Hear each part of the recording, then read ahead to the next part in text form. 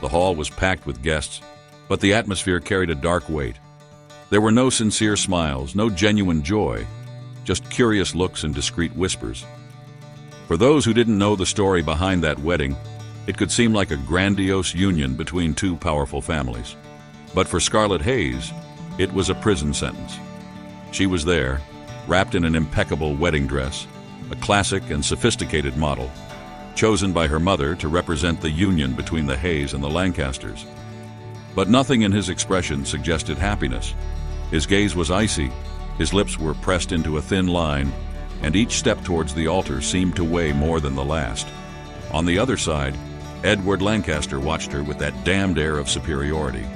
He wore a perfectly fitted suit, his dark hair impeccable, his posture erect and imposing. Anyone looking from the outside might even think that he was pleased with what was about to happen. But Scarlett knew that look, that wry gleam in her gray eyes. He hated her as much as she hated him. When she finally stopped next to him, Edward leaned in slightly and muttered, his voice low and full of sarcasm, "I thought I was going to run away before that." Scarlett kept her expression impassive and whispered back, "And let you win this war. Not even dead." The priest cleared his throat, drawing the attention of the two. The ceremony ensued, each word uttered sounding like a hammer blow, sealing his fate. Edward held Scarlett's hand when it was time to exchange rings, his fingers firm, but cold as ice.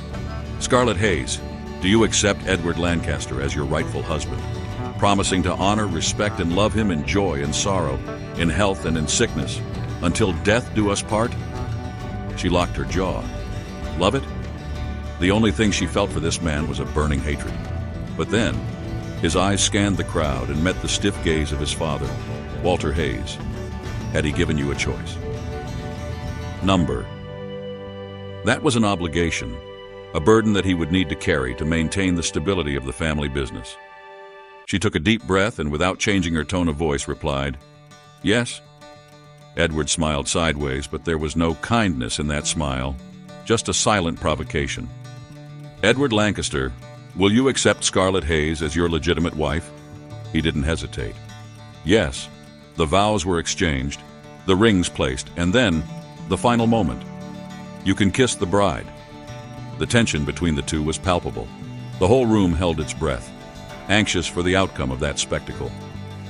Edward held Scarlett's chin with forced gentleness, leaning in slowly. She wanted to back off. She wanted to push him and run away, but it wouldn't give him that taste. The kiss happened, but it was cold, just an emotionless lip seal. However, when they walked away, Edward could not resist another provocation. He whispered close to her ear, "Now, you are mine, dear wife." Scarlett smiled, but there was venom in her voice as she replied, "That's what we'll see, dear husband." And so, under the restrained applause of a forced marriage, the war between them began in earnest.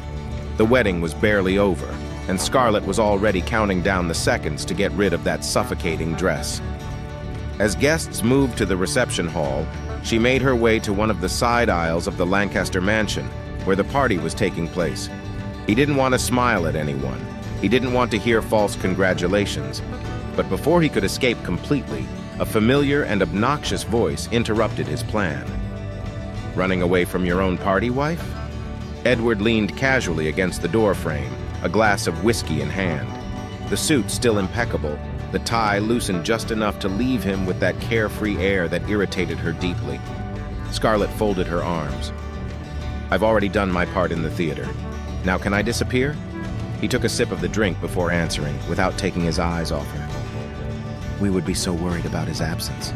My mother planned this reception with so much affection." The mockery in his voice caused Scarlett to feel a heat of irritation rise through her body. The Lancaster family, worried about her? It was not convincing at all. After all, that war between the Hayes and the Lancasters had been going on for decades. They grew up hating each other. As children, their parents dragged them to the same gala events, where they exchanged barbs whenever they could. At the age of 10, Eduard ruined her favorite dress by accidentally spilling juice on top of her. At 14, Scarlett took revenge by sabotaging his performance at a charity event. The rivalry grew along with them. At university, Eduard managed to close an important partnership before Scarlett's company, which led to a public fight between the two, broadcast in several business headlines. In the years since, the provocations have morphed into aggressive business strategies, leading to increasingly fierce corporate battles. And so, the parents decided to end it in the worst possible way, by uniting them in the marriage that neither of them wanted. Scarlett stared at him again. "You already know how it's going to be, don't you? This will not last. You'll do anything to see me fail, and I'll make sure you regret every second of it." Edward smiled from the corner, that smile that made her want to punch him. "Eugene Perko, Scarlett." She approached, her eyes shining with defiance. "It's a shame that this time it's inevitable." Before he could answer, the voice of his mother, Margaret Lancaster, called them back to the party. With a last look laden with unspoken promises, they proceeded to the reception, where a new spectacle awaited them. And so, the war within that marriage had just begun. The reception was a parade of falsehood. Scarlett smiled for the cameras, accepted the greetings, and danced with Edward as if they were a happy couple, all under the watchful eye of the families. But as soon as the formalities were finished, each one went to his own side of the Lancaster mansion. She entered the room she had been assigned, a luxurious but cold suite. At least, they wouldn't have to share the same space. Not that Edward had been gentlemanly enough to suggest that. It was just another piece of the game. When he started to undo his hairstyle, he heard knocking on the door. "You can come in," she said, already imagining that it would be some maid. But no. Edward appeared on the doorframe without his jacket, his shirt sleeves rolled up, looking too relaxed for someone who had just entered a forced marriage. "You have 2 minutes, Edward." He ignored the warning and crossed the room as if he owned the space. "I just came to clarify a few things."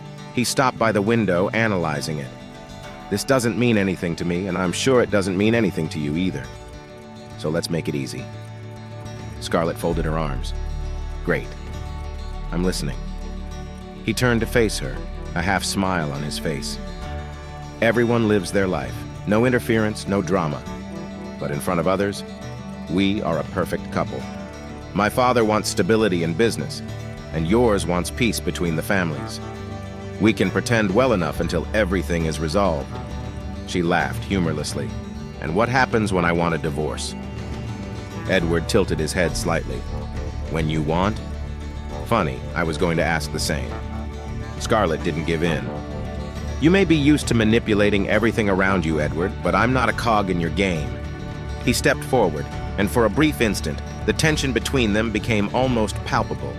"Let's see who gets tired first, dear wife." And then, without waiting for an answer, he left. Scarlett stood there, feeling the anger pulsing in every fiber of her body. The marriage had begun, and hell too. The following days were a minefield. Inside the Lancaster mansion, Scarlett and Edward circled each other like predators, each waiting for the first opportunity to strike. They kept up appearances in front of the family, but behind the scenes, the tension was unbearable. On the first morning as husband and wife, Scarlett met Edward in the dining room. He was casual, reading the newspaper while drinking coffee, as if nothing had changed. "Did you sleep well, dear wife?" he asked, without taking his eyes off the newspaper. She poured herself coffee before answering. "I couldn't be more comfortable. The room away from his was a gift from the gods."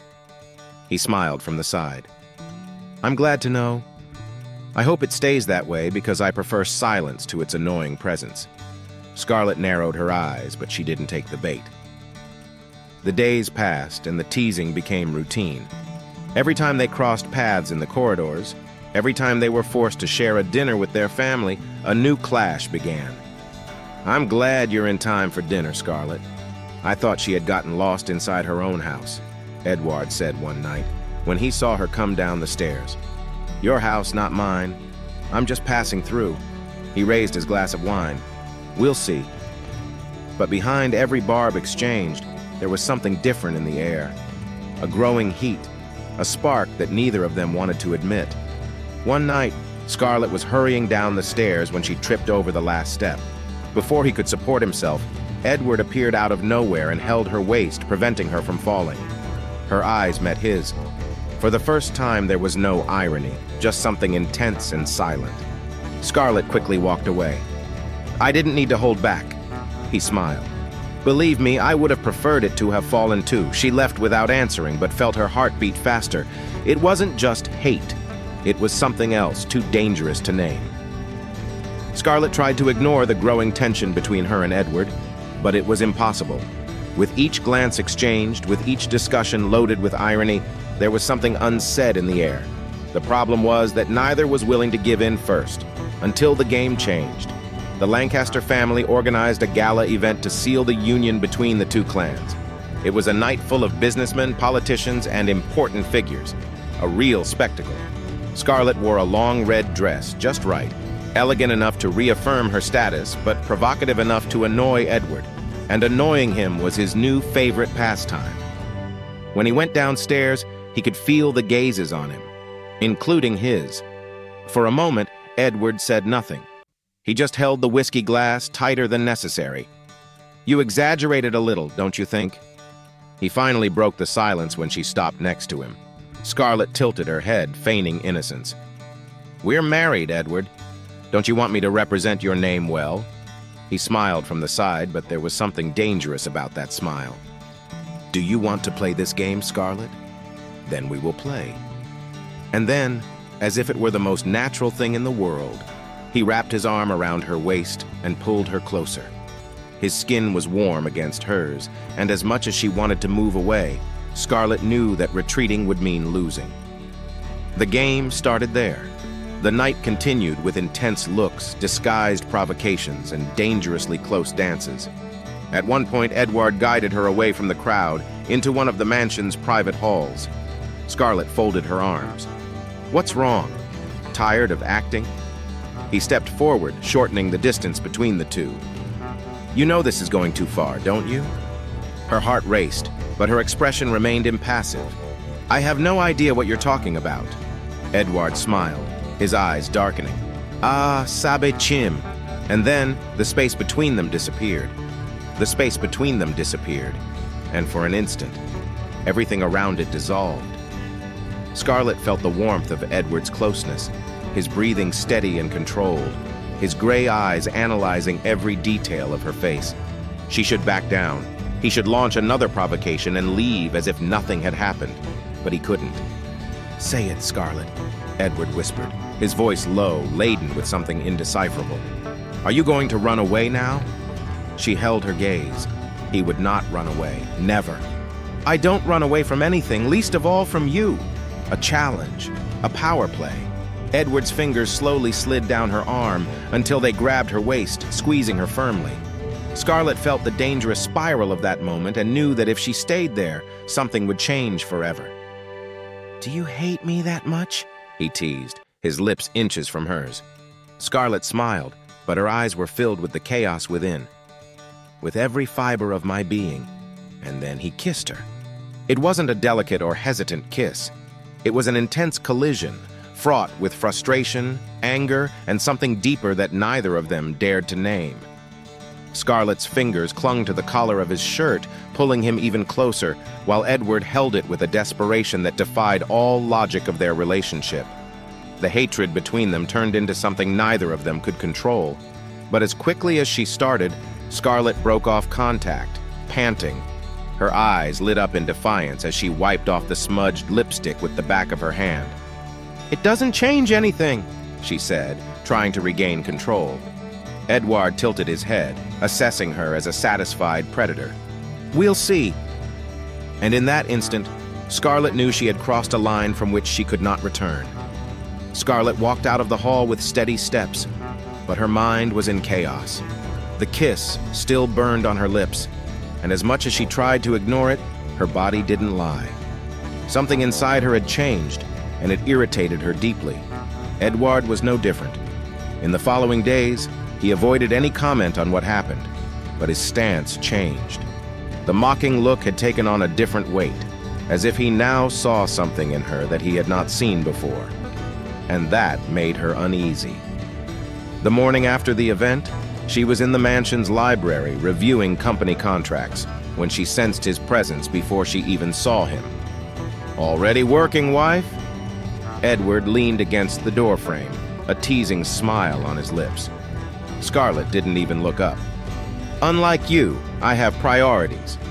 He walked slowly to the table, picked up one of the pens, and spun between his fingers unhurriedly. Priorities, of course. How to avoid what happened that night. She closed her eyes for a second. He would not give a truce. We've forgotten that. It was a mistake. Edward let out a low laugh and leaned over the table, getting close enough for Scarlett to smell his woody scent. "You can call it what you want, but you know it wasn't a mistake." Scarlett finally looked up, and here was the usual challenge, but mixed with something more dangerous.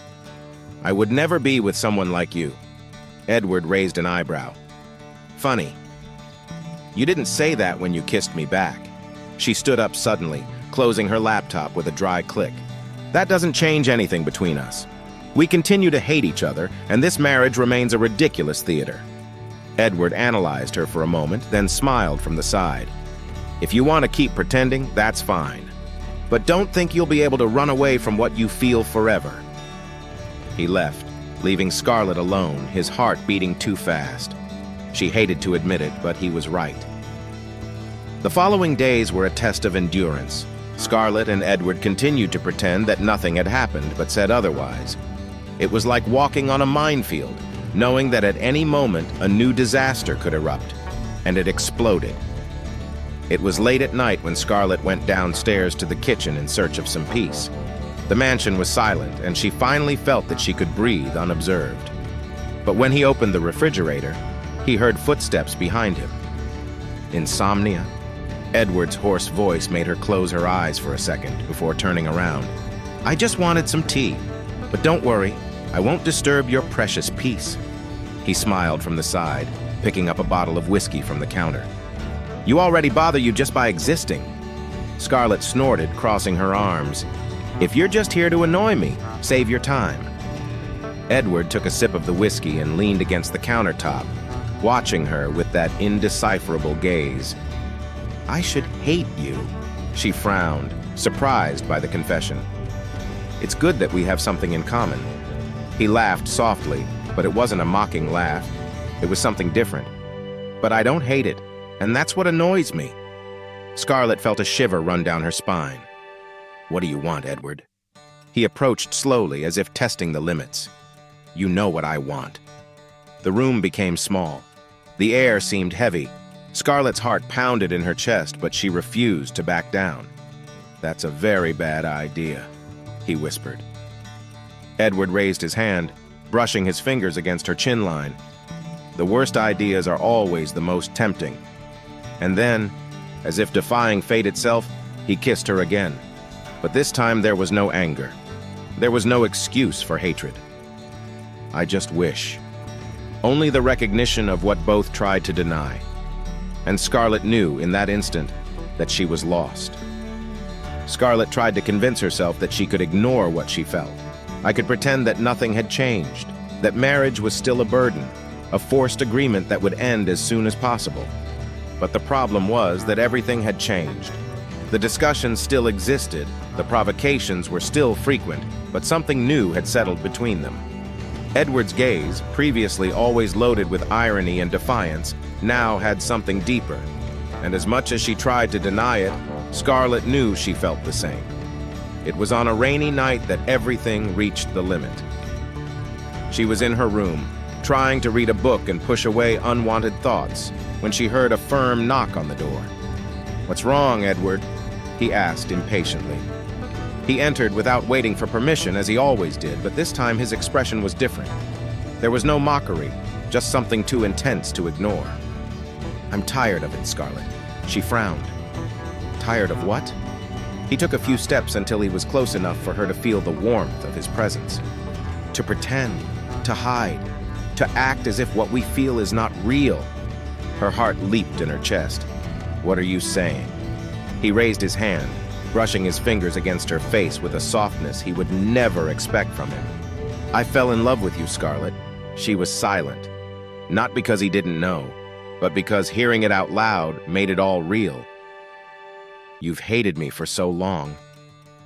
"I thought I hated it, but maybe it was always something else, something I struggled not to see." She took a deep breath, feeling a lump in her throat. "What now?" He smiled slightly, as if he knew she already had the answer. "Now you tell me if you feel the same?" Scarlett closed her eyes for a moment. Denying it would be easier, but the truth was there, wide open. "Yes, I feel it." Edward didn't need anything else. He pulled her into a slow kiss, without haste, without anger, without dispute. Just two hearts that finally accepted the inevitable. And there, in that instant, Scarlett knew. The marriage that began as a game became the truest love she had ever known.